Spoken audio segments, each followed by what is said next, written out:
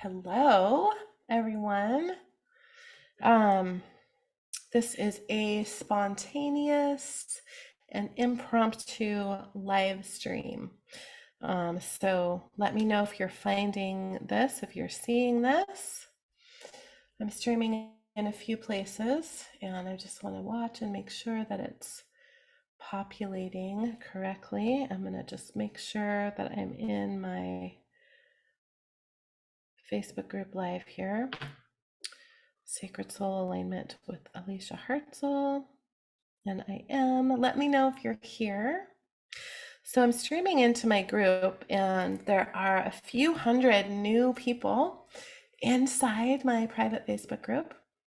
So if you're new, let me know if you're new here, and an extra special welcome to you. If you're new, you probably joined my free 3-day manifesting event that's happening next week. And I'm going to be giving you guys an exercise to work on between now and then. So we start January 31st, and there's a link above this video or below the video if you're watching me on YouTube to sign up for this free 3-day event if you haven't signed up yet. I'm also going to be emailing this out to all of you who have signed up because I have a valuable exercise for you to do ahead of time to really get even more out of this manifesting event that we are doing next week, the sacred art of becoming a manifesting alchemist. And the title of this event is actually based on the first healing program that I ever did, which was about almost 8 years ago now, and I called it Manifesting Alchemist. And so this masterclass is kind of a nod to that first ever program, and so much has changed since I did that program. I've created a whole entire modality, and all kinds of things have changed since then. So if you've been following me for a while, you have followed my journey, and you know all of the incredible things that have happened in the last 8 years. So today, and I'm going to try to pay attention to the comments in my group. So if you're joining me in my Facebook group, let me know that you're here. And especially if you're new to the group, let me know. So today I want to talk about what happens sometimes when we manifest what we don't want, or why it sometimes feels like we're walking through cement towards your dreams. I'd love to hear in the comments if you've ever experienced either one of these things, either manifesting the opposite of what you want or something that you don't want, or have you ever felt like you're walking through cement towards your dreams? So for both of these scenarios, you're not alone, and it's not your fault. It's your unconscious programming, which is roughly 95% of your thoughts and beliefs are actually unconscious, meaning we're not aware of them on a conscious level. And our programming, our belief system, creates our reality. I want to share one of my favorite quotes with you here, which is by Carl Jung. And that is, until the unconscious becomes conscious, it will rule your life and you will call it fate. So what that means is, until we become aware of and change our unconscious programming, which, as I said, is 90 to 95% of our beliefs and our thoughts. We have about 54,000 thoughts a day running through our minds, and 90 to 95% of that we're not even consciously aware of. But that's what is creating our emotional state, our vibratory state, our frequency, and it's what's creating our life. So if the majority of the thoughts that are running through our head are telling us that we're unworthy or that we're not safe, we are going to be vibrating at a much lower frequency, and it's going to make it feel like we're walking through cement. So if we have a lot of beliefs that are informing us that we're unworthy, that's creating shame, and maybe guilt and unworthiness. And those are the lowest vibrating emotions. They're very, very dense emotions. And it makes it difficult to actually create from that space. And what we are creating from that space is going to be something that's going to get reflected back to us. That same vibration. So maybe you're wanting to create a beautiful love story in your life, a beautiful relationship. But so far, your experience with love back from when you were a small child maybe has been one that love is painful. Love is draining. Love is not safe. And so that's what's creating your programming. That is your programming. Maybe your parents fought and yelled and screamed or had a horrible relationship when you were little, and that created your belief system about relationships. And so then when you grow up and you want to create a beautiful love story, you're working from that programming. And so maybe you go out there and you go on a dating app or go out into the world to meet someone, and the person that you join together with is reflecting back to you your own programming about relationships. Who's ever had that experience? So until we become aware of our unconscious programming, which I'm going to go deeper into this in my manifesting event next week, but our programming is largely created before we are even 7 years old. And I'll talk about why that is and how that happens in our event next week. But until we become aware, until the unconscious becomes conscious, until we become aware of our thoughts and our programming, our beliefs, in other words, it will rule your life. So it will create your life. Your life is being created by that unconscious programming, and you will call it fate. So the majority of people walking around on this earth are not even aware of this fact, really. And they just think they're unlucky or they're doomed or it's never going to happen for them.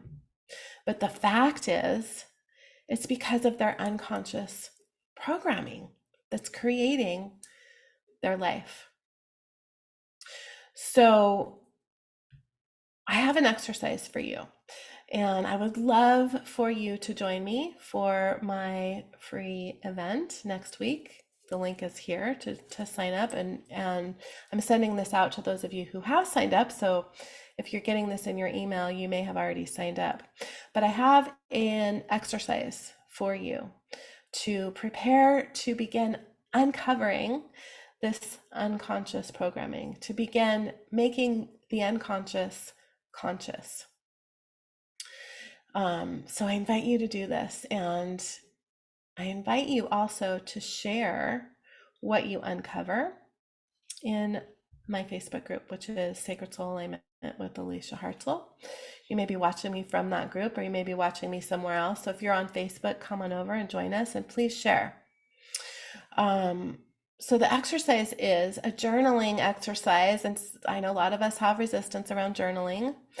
I do. I have resistance around journaling. I don't like it, but it can be such a profound experience.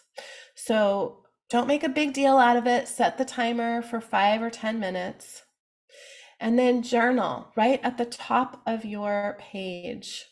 What is one big dream that you've been working towards, or maybe not even working towards yet because your programming is so strong in opposition to this dream that you feel frozen or hopeless, or your maybe even your experiences. So maybe your programming is so strong, telling you that it's not safe or you're not worthy. And then the experiences that you have had so far in your life are backing up that programming, because that's what happens. Our reality is created by our beliefs. So then we have experiences that prove our beliefs to us, and it becomes a snowball effect. So maybe you're feeling so frozen or hopeless about this dream that you haven't even worked towards it yet. So write this down. What is one dream that you have for your life? And as you write this down, you can write it as a sentence, as a word, as a paragraph, as a whole entire journal page, whatever feels right to you, whatever helps you get into that energy of that dream. And just notice, really pay attention to your body. So you could start this journaling exercise if you want to take this even a little bit deeper, and take a minute to get into your heart just by placing your awareness onto your heart. And I teach this, and I'll teach you guys this next week in our event, but to go deeper with this, but just placing your hand on your heart to become aware of your heart space, and just breathe, take some deep breaths to get into your body. If you have a lot of trauma, the chances are that you're not in your body most of the time. And so really it can start with just getting into your body and feeling safe in your own body. So just take a minute to prepare yourself if you want to go a little bit deeper with this exercise, and just connect in with your own beautiful heart, and just take some breaths and become aware of your body. And we'll go deeper with this next week. And then as you write out your dream, just notice what you feel in your body. Do you feel tightness somewhere? Maybe even some pain starts to show up in your body when you think about this. Our nervous systems are wired with unhealed trauma and trapped emotions like fear and unworthiness, and this can make us feel frozen and unable to move forward. So start with paying attention to just how your body feels, and maybe write it down. I feel tightness in my stomach when I think about this. My back hurts, my shoulder starts to hurt. Just write down what you're feeling in your body, and we're going to go deeper with that next week. And then just allow yourself some time, 5 minutes, to write unedited all of the reasons that come into your mind, whether they make sense or not, about why this has not happened for you yet, or maybe why you even believe it never will. What's stopping you? What's preventing this from showing up in your life? And don't worry if it makes sense or not. Write it down. Nobody else is going to see this. You can tear it up or burn it when you're done. And for each reason that you write down, ask yourself, is this true? So some of this may be an actual fact. Maybe you have a dream of running a marathon, but you can barely get up off the couch. Or maybe you have a dream of going to Harvard Law School, but you dropped out of high school. Or you want to have a child, but you've been told you're infertile. So maybe there are factual reasons behind some of this. So if it's true, can you change it? So maybe your dream of having a child, but you've been told you're infertile. Well, there's a lot of stories out there of people who've been told that they're infertile, and they do some work to change some things, and lo and behold, they miraculously get pregnant. Or could you adopt? Could you foster a child? Maybe you dream of going and running a marathon, but you can hardly get off the couch. Well, that's probably not going to happen tomorrow, that you're going to go from not being able to get off the couch to running a marathon. But what is something that you can do to begin working towards this dream? And putting a picture on your vision board of you running a marathon is not going to make it happen. But what are some steps that you can take to get off the couch? Maybe you get off the couch and go walk around the block. Maybe you download the app. There's several apps out there to support you in training for a marathon or training for a 5K. So if it's a fact, or you feel that there's factual evidence of why you cannot have this thing that you want, can you change it? Can you open your mind to the possibility that it can be changed? There are so many miracles and stories of miracles. I've experienced many miracles in my own life on a daily basis of things that I never believed was true, that I believe there was a lot of factual evidence to tell me that it could never be true, that it was impossible. But when I'm willing to open my mind to the possibility that maybe it could be true, if I apply myself and if I apply some of these quantum manifesting tools and techniques that I'll be sharing next week, maybe it could be true, or a version of what I dream could be right around the corner. So this is the exercise that I invite for you to do and to share in the group, especially if you've signed up for the manifesting event next week.